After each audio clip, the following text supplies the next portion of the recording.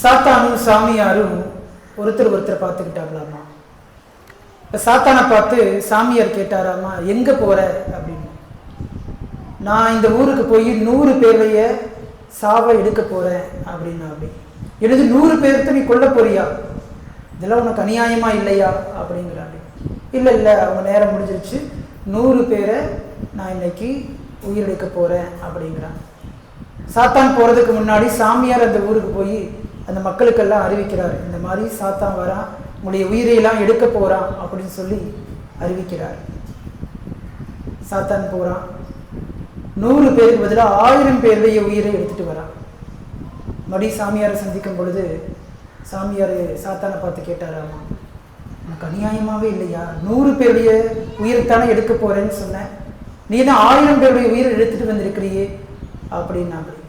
அதுக்கு சாத்தான் சொல்லிச்சாமா, இல்லை இல்லை, நான் 100 பேருடைய உயிரைத்தான் எடுக்க போனேன், நான் 100 பேருடைய உயிரைத்தான் எடுத்தேன், மீதி இருக்கிற 900 பேருமே ஐயோ என் உயிர் போயிடுமோன்னு கவலைப்பட்டு செத்து போயிட்டாங்க. அதுக்கு நான் பொறுப்பு இல்லை, 100 பேர் எடுக்க வந்தேன், ஆனால் மீதி 900 பேர் அவங்க பட்ட கவலையிலேயே செத்து போயிட்டாங்க அப்படின்னு சொன்னானாமா. இயேசுவில் பிரியமான சகோதர சகோதரிகளே, கவலை ஒரு கேன்சரை போல நம்முடைய வாழ்க்கையிலே நம்முடைய நிம்மதியை கெடுத்துவிடும், சந்தோஷத்தை அளித்துவிடும். நம்மையும் நல்லா இருக்க விடாது, மற்றவங்களையும் நல்லா இருக்க விடாது. இன்றைய நாளிலே அந்த கவலைகளை எல்லாம் தூக்கி எறியுங்கள் என்று சொல்லி இன்றைய நற்செய்தி வாசகத்தின் வழியாக ஆண்டவர் உங்களுக்கும் எனக்கும் அழகான அறிவுரையை கொடுக்கின்றார். இறை வார்த்தை இல்லை, கவலைப்பட வேண்டாம் என்று பேதுரு, பவுல், இயேசு கிறிஸ்து என்று என்னென்ன சொல்லி இருக்கிறார்கள் என்பதை கொஞ்சம் மனதிலே பதித்துக் கொள்வோம். 1 பேதுரு 5வது அதிகாரம் இறை வார்த்தை 7, பைபிள் இருந்து எடுத்துக்கோங்க.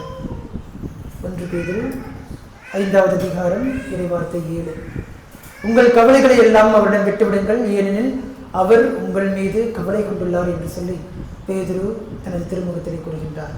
புனித பவுலடியார் பிலிப்பியருக்கு எழுதிய திருமுகம் அதிகாரம் 4 இறை வார்த்தைகள் 6 மற்றும் 7 எதை பற்றியும் கவலைப்பட வேண்டாம், ஆனால் நன்றியோடு கூடிய இறைவேண்டல், மன்றாட்டு ஆகிய அனைத்தின் வழியாகவும் கடவுளிடம் உங்கள் விண்ணப்பங்களை தெரிவியுங்கள் என்று கூறுகின்றார். நம்ம எதை பற்றி கவலைப்பட அவசியம் இல்லை, ஆனால் உங்களுடைய ஜப கருத்துக்களை, மன்றாட்டுகளை எல்லாம் நன்றியோடு ஆண்டவருடைய பாதத்திலே ஒப்புக் கொடுங்கள் என்று சொல்லி புனித பவுலடியார் கூறுகிறார். ஆண்டவராகிய இயேசு கிறிஸ்துவினுடைய அருள்வரை மத்தேயு எழுதிய நற்செய்தி அதிகாரம் 6 இறை வார்த்தைகள் 31 முதல் 34 முடிய. ஆகவே எதை உண்போம் எதை குடிப்போம் என கவலை கொள்ளாதீர்கள், ஏனென்றால் பிற இனத்தாரே இவற்றை எல்லாம் நாடுவர். உங்களுக்கு இவை யாவும் தேவை என உங்கள் விண்ணக தந்தைக்கு தெரியும். ஆகவே அவர் அனைத்திற்கும் மேலாக அவரது ஆட்சியையும் அவருக்கு ஏற்புடையவற்றையும் நாடுங்கள், அப்போது இவை அனைத்தும் உங்களுக்கு சேர்த்து கொடுக்கப்படும். ஆகையால் நாளைக்காக கவலைப்படாதீர்கள், ஏனெனில் நாளைய கவலையை போக்க நாளை வழி பிறக்கும், அந்தந்த நாளுக்கு அன்றன்றுள்ள தொல்லையே போதும் என்கிறார். இயேசுவில் பிரியமான சகோதர சகோதரிகளே, ஆண்டவருடைய வார்த்தை பாருங்க, எவ்வளவு அழகான வார்த்தைகள். இந்த நாள் இருக்கக்கூடிய பிரச்சனை போதும், இந்த நாளில் இருக்கக்கூடிய பிரச்சனையை விட்டுட்டு பார்க்காம நாளைய நாளில் வரக்கூடிய பிரச்சனையை இன்னைய நாளில் சுமந்துட்டு இருக்கிறதுனாலையோ அதை பற்றி யோசிக்கிறதுனாலையோ ஏதாவது பிரயோஜனம் இருக்கா? எந்த விதமான பிரயோஜனமும் இல்லை. இந்த நாளையும் சேர்த்து தான் நாம் இழந்து கொண்டு இருக்கிறோம். நமக்கு என்ன வேணும், எப்போது வேணும், என்ன தேவை என்பதை எல்லாவற்றையுமே நம்முடைய வானக தந்தை அறிந்திருக்கிறார். நம்ம செய்ய வேண்டியதெல்லாம் இன்றைக்கு நான் எப்படி வாழ வேண்டும், அது ஆண்டவருக்கு உகந்த வாழ்க்கையாக இருக்கிறதா என்பதை மட்டும்தான் நம்முடைய மனதிலே, நம்முடைய கருத்திலே கொள்ள வேண்டும் என்று சொல்லி ஆண்டவர் இயேசு நமக்கு அழைப்பு கொடுக்கிறார். இன்றைய நற்செய்தி வாசகம் அது எல்லாவற்றிற்கும் ஒரு சிறந்த உதாரணமாக இருக்கிறது.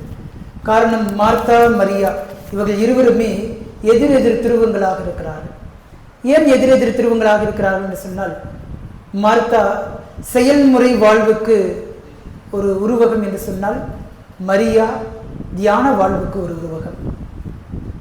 மார்த்தா யூத மரபுக்கு ஒரு உதாரணம் என்று சொன்னால், மரியா கிறிஸ்துவ மரபுக்கு ஒரு உதாரணம். மார்த்தா செயல்வழி மீட்புக்கு ஒரு உதாரணம் என்று சொன்னால், மரியா நம்பிக்கை வழி மீட்புக்கு ஒரு உதாரணம். இவ்வாறு மார்த்தாவும் மரியாவும் எதிரெதிர் துருவங்களாக இருக்கிறார்கள். இருவருமே முக்கியமானவர்கள் தான். ஆனால் எது தேவை என்பதைத்தான் ஆண்டவராகிய இயேசு கிறிஸ்து இன்றைய நாளில் அழகாக எடுத்துக் கூறுகிறார். மார்த்தா மரியா வீட்டுக்கு ஆண்டவர் இயேசு வராரு. இயேசு எந்த மனநிலையில் வராரு தெரியுமா?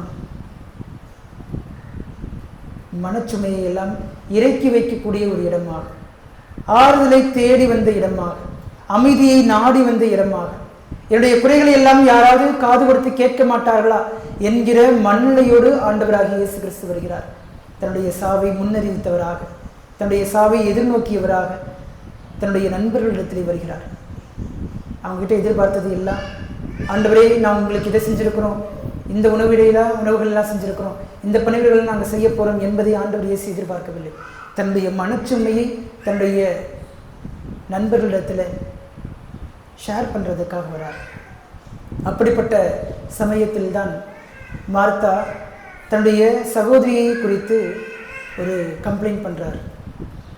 மார்த்தாவுடைய மனநிலை எப்படிப்பட்டதாக இருக்குது அப்படின்னா, ஐயோ ஆண்டவர் இயேசு வீட்டுக்கு வந்துட்டாரு, அவருக்கு என்ன வேணும், என்ன செய்யணும், என்ன தேவையாக இருக்கும், அவர் எங்கே உட்காருவார், என்ன சாப்பிடுவார், எங்கே தங்குவார், என்ன விஷயங்கள்லாம் அவருக்கு வேணும் அப்படிங்கிறதை பற்றியே யோசித்து கொண்டிருக்கிறார். ஒரு வெளியார்ந்த அடையாளமாக இருக்கிறது. ஆனால் இயேசுவுக்கு என்ன தேவை என்பதை மரியா அறிந்தவராக இருக்கிறார். மார்த்தாவுக்கும் மரியாவுக்கும் இருக்கக்கூடிய வித்தியாசம் இதுதான்.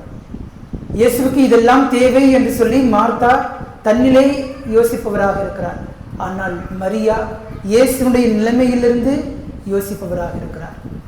மார்த்தா பல்வேறு பணிகளை செய்வதிலே பரபரப்பாகிறார், பம்பரமாக சுழல்கிறார், பணிவிடை புரிவதற்கு ஓயாமல் ஓடிக்கொண்டிருக்கிறார், கவலைக்குள்ளாகிறார். ஆண்டவர் இயேசுவுக்கு இது பிடிக்குமா, பிடிக்காம போயிடுமா, என்ன செய்யறதுன்னு தெரியலையே என்று பம்பரமாக சுழன்று சுழன்று வேலை செய்கிறார். ஆனால் அது இயேசுவுக்கு தேவையானதே இல்லை. ஆண்டவர் இயேசுவுக்கு தேவையானது ஆறுதல் தேடி வந்த இயேசு, அமைதியை தேடி வந்த இயேசு, தன்னுடைய துன்பங்களை பகிர வந்த இயேசுவுக்கு காது கொடுத்து கேட்பதற்கு ஒரு நல்ல மனிதன், ஒரு நல்ல மனது, ஒரு நல்ல இதயம், இதுதான் தேவைப்பட்டதாக இருந்தது. மரியாவுக்கு அந்த பாக்கியம் கிடைத்தது. மரியா இயேசுவை முழுமையாக புரிந்து கொண்டார். ஆண்டவர் இயேசுவுக்கு என்ன தேவை, அவருடைய பாதத்திலே அமர்ந்து அவர் சொல்வதை எல்லாம் காது கொடுத்து கேட்டுக்கொண்டிருந்தார். இதுதான் மரியாவிடத்தில் இருக்கக்கூடிய ஒரு அழகான செயல். பிரியமான சகோதர சகோதரிகளை, இன்றைய நாளில் இவர்கள் இருவரையுமே நம்முடைய வாழ்க்கைக்கு எடுத்துக்கொள்வோம். இருவரிடமிருந்தே நம்மளுக்கு வாழ்க்கைக்கான படிப்பினைகளை கற்றுக்கொள்ள வேண்டும். கவலைகள் நம்முடைய வாழ்க்கையிலே பல்வேறு விதமான இழப்புகளை ஏற்படுத்துகின்றன. அதில் இன்றைய நாளிலே சிந்திக்குவது இரண்டு காரியங்கள். ஒன்று, இந்த கவலைகள் நம்முடைய மூளையை மழுங்கடிக்கின்றன. நம்ம எப்பொழுதெல்லாம் கவலைப்படுறோமோ நம்முடைய சிந்தனைகள் எல்லாம் சிதறபிடிக்கப்படுகிறது. நம்மளால் முழுசாக ஒரு விஷயத்தை ஃபோக்கஸ் பண்ண முடியல, கவனம் செலுத்த முடியாமல் இருக்கிறோம். காரணம், ஒவ்வொரு விஷயங்கள் மீதும் ஒவ்வொரு விதமான கவலைகள் நம்மை அழுத்தி கொண்டே இருக்கின்றன. ஒவ்வொரு காரியத்தை குறித்தும் நாம் கவலைப்பட்டு கொண்டிருப்பதனால் அந்த காரியங்கள் எல்லாமே நம்முடைய மனதிற்குள்ளே ஏதோ ஒரு குழப்பத்தை ஏற்படுத்துகிறது. அந்த குழப்பங்கள் நம்மை நிம்மதியாக இருக்க விட மாட்டேங்கின்றன. நம்ம ஏதாவது ஒரு சிந்தனையிலே நம்முடைய மனதை செலுத்தி கொண்டே இருக்கிறோம். அதனால் நம்முடைய மனம் மகிழ்ச்சி இல்லாமல் இருக்கிறது, எங்கேயோ ஓடிக்கொண்டே இருக்கிறது, எதையோ தேடிக்கொண்டே இருக்கிறது. நம்முடைய மனங்கள் எல்லாம் மழுங்கடிக்கப்பட்டு கொண்டிருக்கின்றன, நம்முடைய சிந்தனைகள் எல்லாம் சிதறடிக்கப்பட்டு கொண்டிருக்கின்றன, நம்முடைய பார்வைகள் எல்லாம் குறுகிய பார்வைகளாக இருக்கின்றன, நம்முடைய இதயங்கள் எல்லாம் இறுகி போகின்றன. இதைத்தான் மார்த்தாவிடம் நாம் பார்க்கிறோம். அவருடைய மனம் குறுகி போய்விட்டது. எங்கே என்னை போய் என்னுடைய தங்கச்சி தனியாக விட்டுட்டாலே உங்களுக்கு கவலை இல்லையான்னு சொல்லி இயேசுவிடமே சென்று குற்றச்சாட்டை எழுப்புகிறார்.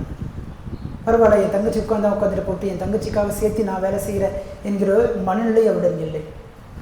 அவரிடம் இருக்கக்கூடிய கவலை அவருடைய சிந்தனையை சிதறடிக்கின்றன, அவருடைய மூளையை மழுங்கடிக்கின்றன, அவருடைய இதயத்தை இறுகி போகச் செய்கின்றன, அவருடைய பார்வையை விசாலமாக்காமல் குறுக்கச் செய்கின்றன. அதே போலத்தான் நம்முடைய வாழ்க்கையிடம் கூட நாம் கொண்டிருக்கக்கூடிய இந்த கவலைகள் எல்லாம் நம்மை எந்த அளவிற்கு இழப்புகளை ஏற்படுத்துகின்றன என்று சிந்தித்து பார்ப்போம். இரண்டாவது, குறைகளை கண்ணோக்குகின்றன இந்த கவலைகள். எத்தனையோ விதமான மனிதர்கள் நமக்கு மத்தியிலே இருந்தாலும் கூட, அவளிடத்தில் நல்ல விஷயங்கள் 1000 இருந்தாலும் இந்த கவலைகள் எல்லாம், அவங்க நல்ல மனுஷங்களாகவே இருந்தாலும் அவளிடம் இருக்கக்கூடிய குறைகளை மட்டுமே பார்க்கக்கூடிய மனநிலையை நம்மிடம் ஏற்படுத்துகின்றன. மார்த்தா அதற்கு ஒரு உதாரணம். தன்னுடைய தங்கச்சி தான். தங்கச்சியை பற்றி அக்காவுக்கு நல்லா தெரியும். தெரிஞ்சுமே தங்கச்சிகிட்ட போய் முறையிடாமல், ஏன்பா இப்படி பண்ணுறேன், எனக்கு கொஞ்சம் உதவி செய்யலாம்ல அப்படின்னு நேரடியாக அவரிடம் விவாதிக்காமல் ஆண்டவரிடம் சென்று தன்னுடைய குறையை கூறுகிறார். பாருங்கள், மரியா இப்படி செஞ்சிட்ருக்கிறாளே, உங்களுக்கு கவலை இல்லையா? நான் தன்னந்தனியாக இப்படி பம்பரமாக வேலை செஞ்சிட்ருக்கிறேனே, உங்களுக்கு அக்கறை இல்லையா என்று கேட்கிறார். குறைகளை கண்ணோக்குகின்றன நம் கவலைகள். இன்றைய நாளில் நாம் யோசித்து பார்ப்போம். நமக்கு மத்தியில் நம்முடைய கணவர், மனைவி, பிள்ளைகள், சொந்த பந்தங்கள், உறவுகள் அத்தனை பேர் இருக்கிறாங்க. ஆனால் நமக்குள்ளே இருக்கக்கூடிய இந்த கவலைகள் எல்லாமே அவர்களை நிறைவாக பார்ப்பதற்கு நமக்கு உந்தி தள்ளாமல் அவளிடம் இருக்கக்கூடிய குறைகளை பார்க்க நம்மை உந்தி தள்ளுகின்றன. அவன் மட்டும் நல்லா இருக்கிறான், அவன் மட்டும் இவ்வளவு சம்பாதிக்கிறான், அவனுக்கு எப்படி இவ்வளோ காசு வந்திருக்கு, எனக்கு தெரியும், அவன் தவறான வழியில் தான் இவ்வளோ சொத்து சேர்த்து வச்சிருக்கிறான். காரணம், நம்முள் இருக்கக்கூடிய அந்த கவலைகள் மற்றவர்களும் இருக்கக்கூடிய குறைகளை பார்க்கிறது. மற்றவங்க நல்லவங்களாகவே இருந்தாலும் கூட அவங்க எல்லாம் இல்லை கெட்டவங்க தான் அப்படிங்கிற ஒரு பிம்பத்தை நமக்குள் ஏற்படுத்துகிறது. நமக்குள் ஒரு பொறாமையை ஏற்படுத்துகிறது, உருவாக்குகிறது. யோசித்து பார்ப்போம். இன்றைய நாளில் என்னிடம் இருக்கக்கூடிய கவலைகள் என்னுடைய சிந்தனைகளை சிதறடிக்கின்றன. பிறரிடம் இருக்கக்கூடிய குறைகளை மட்டும் பெரிதுபடுத்தி பார்க்கின்றன. அந்த உறவுகளை எல்லாம், பந்தங்களை எல்லாம் அறுத்து போடுகின்றன.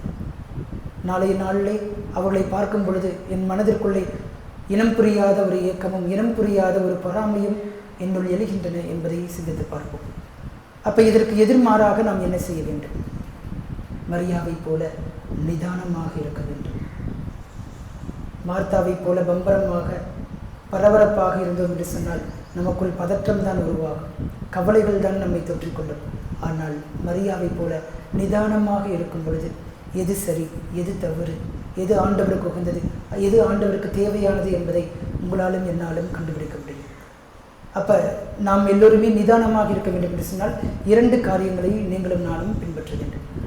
முதலாவது சுய பயிற்சி. நம்முடைய உடலுக்கும் நம்முடைய மனதிற்கும் நம்முடைய ஆன்மாவிற்கும் தேவையான சுய பயிற்சிகளை நீங்களும் நானும் மேற்கொள்ள வேண்டும். உடலுக்கு தேவையான உடற்பயிற்சிகளை ஒவ்வொரு நாளும் நீங்களும் நானும் செய்ய வேண்டும். மனதிற்கு தேவையான தியானம் மற்றும் யோகாவினை நீங்களும் நானும் செய்யும் பொழுது நம்முடைய மனநிலை ஒருமுகப்படும், நம்முடைய சிந்தனைகள் எல்லாம் ஒன்று சேரும். எது சரியானது, எது தவறானது, என்னுடைய மனநிலை, என்னுடைய மனோபாவம் ஏன் இப்படி இருக்கிறது என்பதை எல்லாம் நம்மால் கண்டுகொள்ள முடியும். நம்முடைய ஆன்மாவிற்கான பயிற்சி ஜெபம், வழிபாடு. ஒவ்வொரு முறையும் ஜெபிக்கும் பொழுது நம்முடைய ஆன்மா பரிசுத்தமாக்கப்படுகிறது. ஆண்டவருடைய அருளையும் ஆசீர்வாதத்தையும் நீங்களும் நானும் பெற்றுக்கொள்கிறோம். ஒவ்வொரு முறையும் திருவழிபாட்டிலே கலந்து கொள்ளும் பொழுது, திருவழிபாடாக இருக்கலாம், ஆராதனைகளாக இருக்கலாம், ஜெபமாலைகளாக இருக்கலாம், ஒவ்வொரு வழிபாடும் நம்முடைய ஆன்மாவை பரிசுத்தப்படுத்துகிறது. நம்முடைய ஆன்மாவிற்கான பயிற்சியை அது கொடுக்கிறது. அந்த ஆன்மா, மனம், உடல் சுய பயிற்சிகளை மேற்கொள்ளும் பொழுது நம்முடைய வாழ்க்கை நிதானமாக இருக்கிறது. யாரும் போட்டியோ பொறாமையோ இல்லாமல் நிதானமான மனநிலையோடு வாழ்க்கையை பார்க்க உதவுகிறது. 2வது சுய ஆய்வு. என்ன பார்க்கிறோம், எப்படி பார்க்கிறோம், எதை செய்கிறோம் என்பதை குறிப்பதிலே கவனமாக இருக்கும். நம்முடைய சிந்தனை, சொல், செயல் இந்த 3ஐயும் ஒவ்வொரு நாளும் சுய ஆய்வுக்கு உட்படுத்த வேண்டும். இன்றைய நாளில் நான் என்ன செஞ்சேன், யாரை பார்த்தேன், என்ன பேசினேன், என்னுடைய உணர்வுகள் எப்படி இருந்தது, அது சரியாக இருந்ததா தவறாக இருந்ததா, சரியாக இருந்தால் அதை தொடர்ந்து செய்து கொண்டே இருக்க வேண்டும், தவறாக இருந்தால் கொஞ்சம் கொஞ்சமாக குறைத்து கொள்ள முயற்சி செய்ய வேண்டும். இவ்வாறு ஒவ்வொரு நாளும் நம்முடைய சிந்தனையையும் சொல்லையும் செயலையும் சுய ஆய்வுக்கு உட்படுத்தும் பொழுது வாழ்க்கையிலே வளர்ச்சியும் முன்னேற்றமும் இருக்கும். இல்லை என்று சொன்னால் நம்முடைய வாழ்க்கை இந்த மார்த்தாவை போல பல்வேறு பணிகளுக்குள்ளே பரபரப்பாகி நாமும் நிம்மதியாக இல்லாமல் மற்றவருடைய நிம்மதியும் கெடுத்தவர்களாக இருக்கும். ஆண்டவருக்கு பணிவிடை புரிவது தவறல்ல, ஆனால் ஆண்டவருக்கு உகந்தது எது என்பது தான் தேவை. கவலைகளாலே அல்லது பிரச்சனைகளாலே அல்லது போராட்டங்களோடு இந்த வாழ்க்கையை நீங்களும் நானும் வாழ்ந்து கொண்டிருந்தோம் என்று சொன்னால் ஆண்டவருக்கு உகந்த காரியம் என்ன என்பதை அறியாமலேயே போய்விடுவோம்.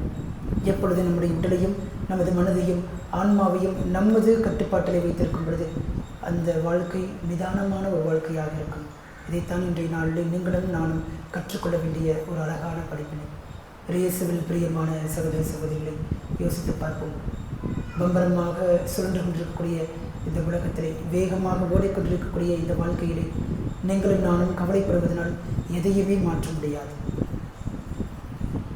தலைமுடியிலே ஒன்றை கூட நாம் கருப்பை வெள்ளையாக்க முடியாது, வெள்ளையை கருப்பாக்க முடியாது. 1 மணி நேரத்தை கவலைப்படுவதனால் நம்முடைய வாழ்க்கையிலே அதிகப்படுத்த முடியாது. வாழ்க்கையை நாம் இழந்து கொண்டே தான் இருக்கும். We cannot forget the past. We cannot predict the future. We have to live in the present. நம்முடைய கடந்த காலத்தை நம்மால் மறக்கவும் முடியாது, எதிர்காலத்தை நம்மால் யூகிக்கவும் முடியாது. நம் கையில் இருப்பது நிகழ்காலம் மட்டும்தான். எனவே இன்றைய நாளை ஆண்டவருக்கு உகந்த நாளாக வாழுங்கள். கடவுள் உங்களையும் என்னையும் நிறைவாக ஆசீர்வதிப்பாராக.